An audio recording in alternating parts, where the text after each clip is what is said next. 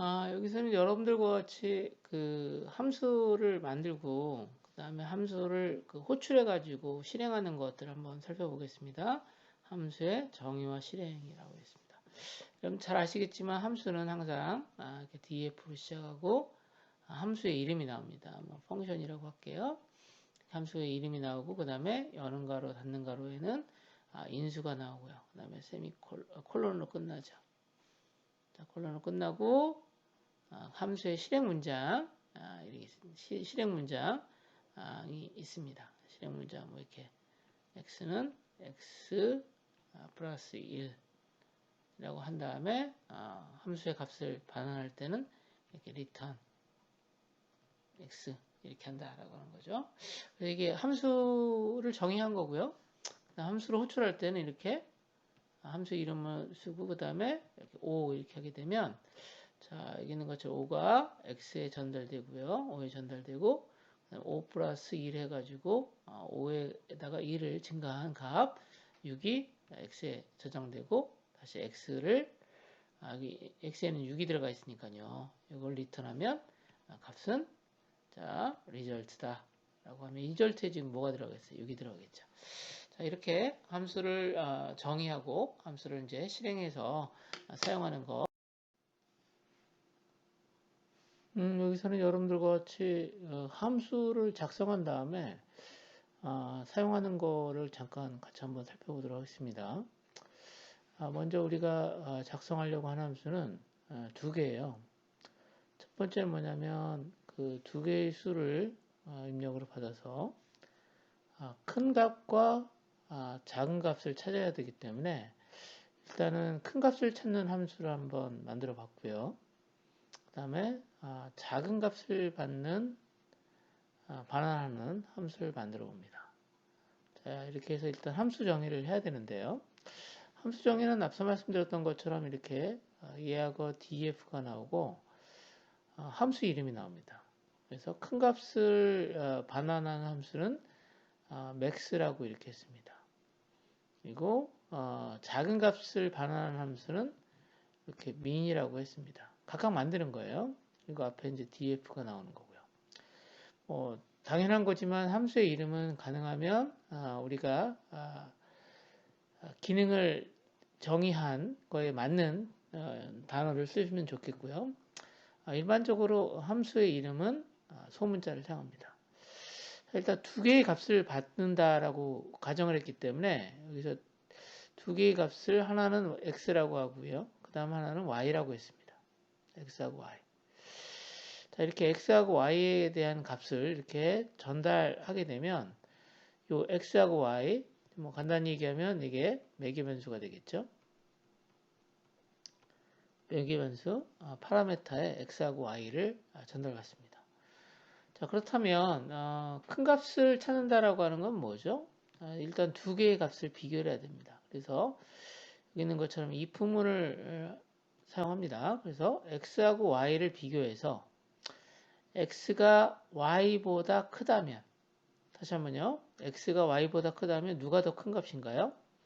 자, 이 조건이 참이면 당연히 x가 y보다 크겠죠. 그럴 때는 x가 두 개의 값을 비교해서 큰 값으로 반환하는 겁니다. 자, 그 다음에 그 조건이 즉 다시 말해서 x가 y보다 크지 않다면이죠. 그렇다면 뭐죠? y가 작거나 같다면이라고 할 수 있겠죠. 그러면 여기 있는 것처럼 y를 반환합니다. 여기서는 기본적으로 x하고 y 값이 같은 경우에도 어쨌든지 간에 이제 x하고 y가 같다 그러면 최대값으로 여기 있는 것처럼 y 값을 반환하는 형태가 됩니다. 그래서 어쨌든지 간에 같은 경우에도 값은 반환합니다. 이렇게 해가지고 max를 만들 수 있습니다. 자, 작은 값을 반환하는 함수인 min은 어떤가요? 마찬가지로 두 개의 값을 전달받습니다. x하고 y를 전달받고요. 여기서 우리가 관심 있는 것은 작은 값입니다. 그래서 x하고 y를 비교해서 작은 값, 두 개 중에서 작은 값을 찾아서 그 값을 이렇게 return 하시면 되겠습니다. 자, 만약에 x가 y보다 작은 경우는 x가 리턴 되겠지만 그렇지 않은 경우, 그렇지 다시 말해서 x가 y보다 크거나 같은 경우에는 이 y가 리턴 된다라고 하는 겁니다. 자, 그래서 여러분들이 여기서 꼭 주의하셔야 될 것은 뭐냐면 일단 이 부문의 사용 방법을 모르는 학생들은 다시 한번 살펴보셔야 되고요. 자, 여기 있는 것처럼 값을 반환할 때는 리턴을 사용한다 라고 하는 것도 확인해 보시면 좋겠습니다. 자, 여기 보시면 이렇게 만든 다음에는 이제 우리가 값을 전달해 줘야 돼요. 그래서 값을 전달할 때는 여기 있는 것처럼 x하고 y 값을 읽어와야 됩니다. 어디서 읽죠? 키보드에서 읽어야 되죠. 키보드에서 읽습니다. 그래서 키보드에서 x하고 y 값을 읽고요. x하고 y 값을 읽고 x하고 y 값을 읽습니다. 자, 그러면 여기서 x하고 y 값을 읽게 되면 이 x하고 y 값을 이렇게 전달하는 거예요. 전달하는데 이렇게 y 값하고 x 값을 전달하는데 자, 여기서 여러분들이 문제점을 하나 찾으셔야 돼요. 자, 어떤 문제점이 있죠? 지금 x하고 y를 일단 읽게 되면 이 x하고 y는 현재 타입이 x의 타입과 y의 타입이 다 숫자가 아니라는 거예요. 자, 그럼 어떻게 해야 됩니까? 사실은 이렇게 하기 전에 뭔가 하나 동작을 해줘야겠죠. 어떤 거죠?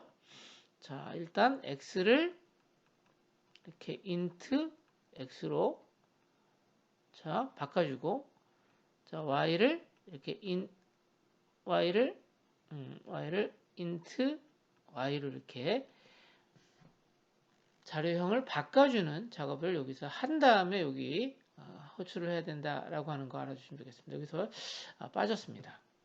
자, 그게 아닌 경우라면 어떻게 하겠습니까? 요거 그 함수에서 맥스와 그 민에서 요 작업을 해주셔야 된다라고 하는 거죠. 자, 이렇게 해서 여러분들이 지금 순서대로 1, 2, 3, 4, 자, 그 다음에 5, 6 이런 식으로 해서 한번 실행해 보시면 되겠습니다. 그러면 이제 여러분들이 원하는 값이 출력되는 것을 확인해 보시면 되겠습니다. 자, 여기 비슷한 거죠.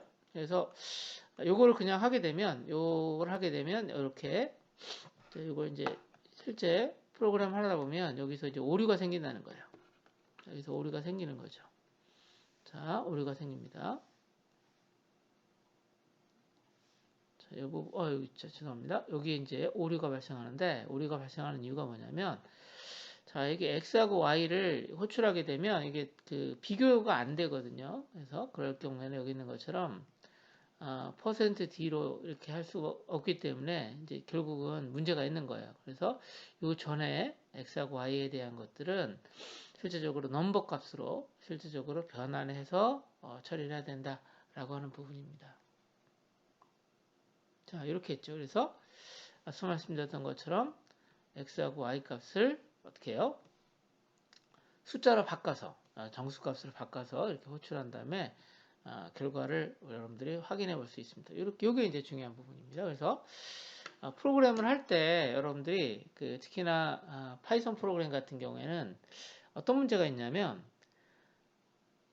자료형이 동적으로 정해집니다. 그렇기 때문에 여러분들 변수를 선언할 때 자료형을 선언하지 않고 실제 값이 대입되는 순간에 자료형이 결정되기 때문에 이렇게 자료형을 여러분들이 이제 변환하거나 그런 부분들을 신경을 써 주셔야 되는 거고요. 자, 여기 있는 것처럼 뭐 int라고 하는 자료형, int라는 함수입니다. 함수는 사실은 내장 함수예요. 자, 그래서 파이썬에서의 내장 함수이기 때문에 이런 부분들을 여러분들이 꼭 확인해 주시는 게 필요합니다.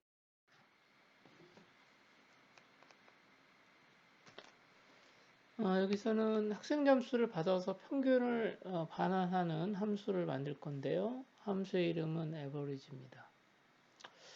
자, 일단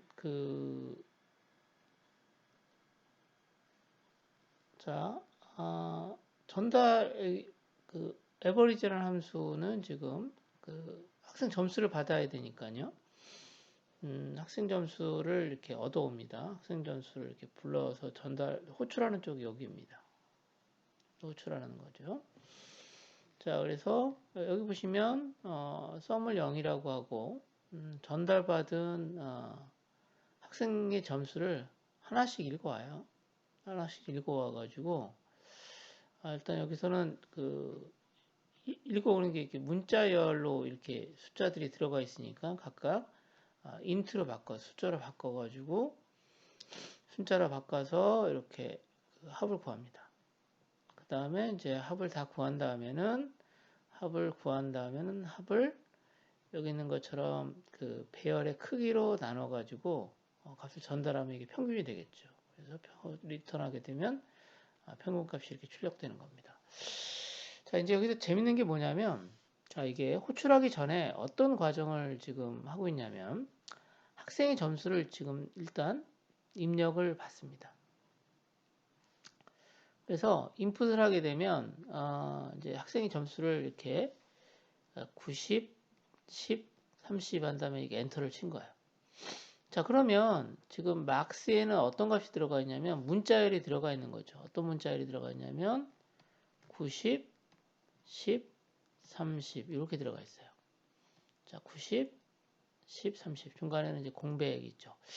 자, 그러면 이때 우리가 무엇을 사용할 수 있냐면 자, 여기 그 숫자들이 들어가 있는 그 리스트잖아요. 문자열이잖아요. 죄송합니다. 문자열을 그 리스트로 바꾸면 좋겠다라는 생각이 들죠. 각각 하나씩 꺼내는 거죠. 그래서 90, 10, 30 이렇게 꺼내는 형태로 만들어 보고 싶은 겁니다. 자, 그런데 우리가 이걸 하기 위해서 방법을 하나 배웠죠. 그게 바로 뭐냐면 문자열이 가지고 있는 함수가 하나 있습니다. 그게 바로 스플릿이라는 겁니다. 스플릿 하게 되면 바로 이 작업이 이루어지는 거예요. 문자열을 리스트로 바꿉니다. 자, 문자열을 리스트로 바꿔요. 자, 문자열을 리스트로 바꿔가지고 막스를 확인해 보면 이렇게 들어가는 거예요. 그렇죠? 이렇게. 자, 그래서 이 값을 이렇게 함수를 호출할 때 전달한다라고 하는 거죠. 자, 그러면 이 함수에서는 앞서 말씀드렸던 것처럼 전달받은 문자열들을 하나씩 꺼내서 일단 뭘로 바꿔요?